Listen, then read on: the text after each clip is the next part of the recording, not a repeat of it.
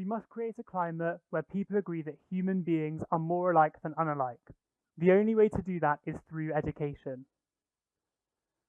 That was a quote by Maya Angelou, an American poet who devoted much of her work to the advocacy of a more equal and diverse world.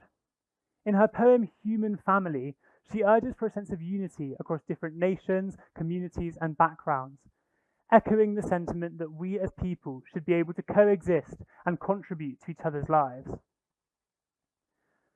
The topic of diversity has recently become more prevalent than ever before, and we're starting to see a huge and I'd say long overdue demand for more inclusivity across the social landscape.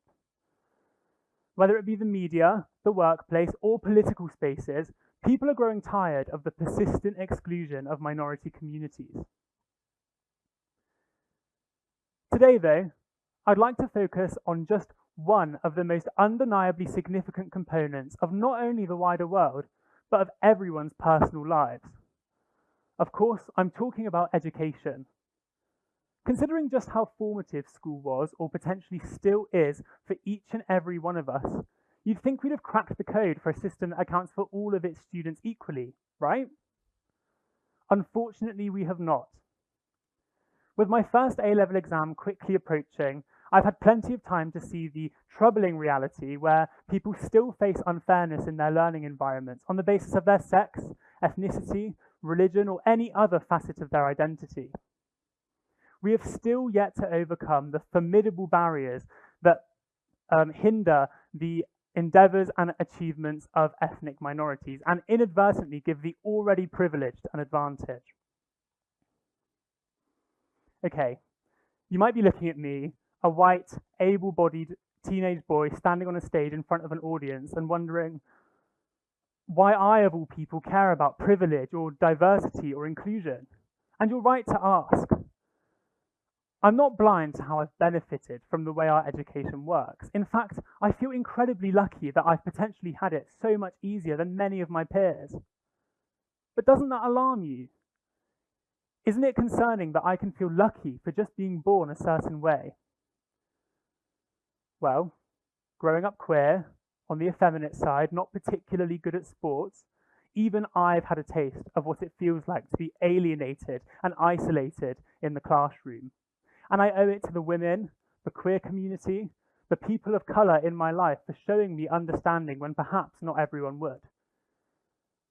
What they also showed me, though, is that the strive for an equal education system is far from over. I realised over the years that this isn't some coincidence that has an easy, all-encompassing solution.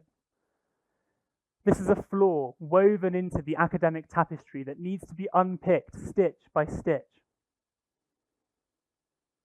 What I hope I can demonstrate is that archaic and reductive standards still underpin the experience of students across the world. More importantly, though, I want to communicate that we can all be a part of change to come. So, that begs the question, what happens when the education system lacks that all-important diversity? When it favours particular groups in achieving success? When it pushes others to the outskirts? How can we work towards a more inclusive and rich future? For me, the answer is representation. We hear about it all the time when it comes to TV and cinema. Maybe you've seen the phenomenal performance of Halle Bailey in the new Little Mermaid, or the overwhelming popularity of the Heartstopper series. Perhaps you've even heard the powerful Oscar acceptance speeches of Michelle Yeoh or Lupita Nyong'o, or any other influential figure who's spoken on the topic. I find it really interesting that something as simple as a movie trailer can have children from around the world running to their TV screens saying, "She looks like me," or "I could be like that." Doesn't that alone show just how important representation can be? If one film can have such an impact on so many people, imagine what more diversity in the education system could do. The average 18-year-old would have spent almost 10% of their waking life in school. That might not sound like a lot, but that's over 9,400 hours. You could watch 6,000 films in that time, which gives us plenty opportunity to include more diversity in the school day and potentially begin to tackle some of the cultural discrepancies that reside in our society. But don't take it from me. Many academics from around the world have shown a similar interest in diversifying our school curriculums, and you can't blame them. With society becoming more multicultural, we need to prepare young people for interacting with others with respect and understanding. One person who's renowned for her work in children education is Rudine Sims Bishop. She coined the windows and mirrors analogy in the context of primary age reading materials, where content can either be a mirror of your own experiences and your own identity, or a window into that of others. That might sound really simplistic, but it's a really good way of looking at cultural learning and provides a valuable explanation of why diversity is important in the first place. On the one hand, schools should be an accepting and accessible environment for everybody, and we can achieve that by reflecting their view of the world back to them. But on the other hand, it's a learning environment that should broaden the perspectives of pupils. We can do that by giving them a view into the lives of their peers. But the benefits of diversity don't end there. Bishop also argues that more variety in reading materials will strengthen their cognitive abilities in critically thinking, their linguistic skills in talking about a range of topics, and even their enjoyment in learning to begin with. If we can compile a curriculum that thinks about inclusivity and has a balance between windows and mirrors, we can create bridges between what students already know about themselves and what they don't about others. So we've established that diversity is a good thing in education, but can we really say that balance between windows and mirrors has been achieved? The reality is, it's not as simple as just the quantity of representation in our system, but also the quality of it. Diversity should be selective and intentional and not an afterthought. Developing on this, a 2023 study by Marshall and Roddick took the focus away from who is represented and focused specifically on how ethnic minorities were represented in grade school literary materials. They took 300 books and applied what they called a tool for representational balance, which took the idea of diversity and split it up into people, groups, and ideas.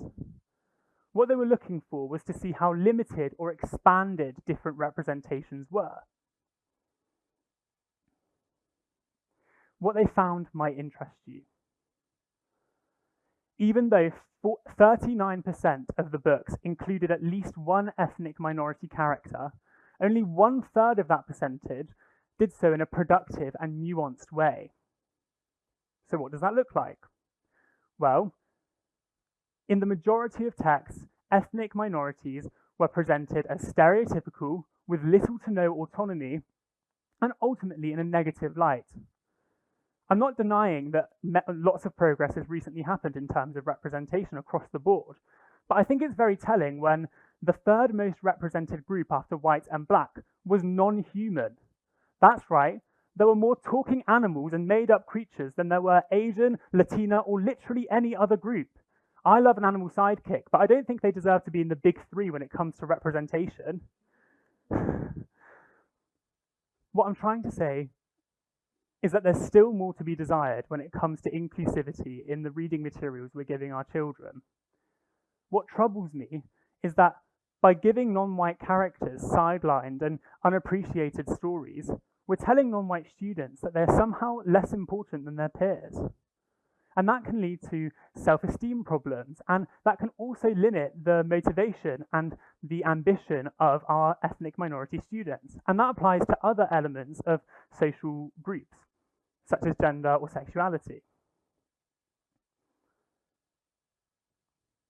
Can you imagine what it would be like to be taught from such a young age to feel less than your peers? How would it feel to be isolated from your ambitions by virtue of something you cannot control? Is it fair that that's the reality for so many people still? You may have noticed that a lot of my conversation today focused around primary education, and there's a good reason for that. Primary school allows us to set a foundation that can be built upon as students grow up into different environments, secondary school, college, social environments, online communities, whatever it is. But that doesn't mean that this issue has to be limited to the first 7 years of education. There's enough evidence to suggest the material impact of a lack of diversity early on. For example, imagine the typical lawyer, doctor, or scientist. What might they have in common? I'm sure some people in this room, whether they admit it or not, saw a white, middle-class, older man. And even if you didn't think about that, that standard doesn't come from nowhere. Once again, we can thank the education system for teaching us that a particular group is best for a particular high-earning or well-respected field. It's not like any of those descriptors make you particularly suited for a particular role. We can look at it through the gender gap in subject choice in A-level studies. In the 2021 to 2022 academic year, girls dominated subjects like performing arts, English literature, and sociology, which, and ironically, as an English literature and sociology student, I think are amazing subjects, but they're definitely not as lucrative as some of the other options. When you compare that to how 80% of computer science, 75% of physics, and 70% of further math students were boys, you can see that there's definitely an entrenched gender divide in pathways when it comes to A-level choice, and then later on, jobs and occupation. If we can become more careful with how we approach the topic of diversity in schools, we can see an exciting shift to equality in the future. My aim today was not to give an exhaustive synopsis of where diversity is needed in schools. It would be impossible to give an account of every example of disparity that exists in our current field. Instead, what I hope we can agree on is that school has a massive impact later in life, whether that's in terms of self-esteem or in terms of future prospects. As such, nobody should feel left behind by the education they receive.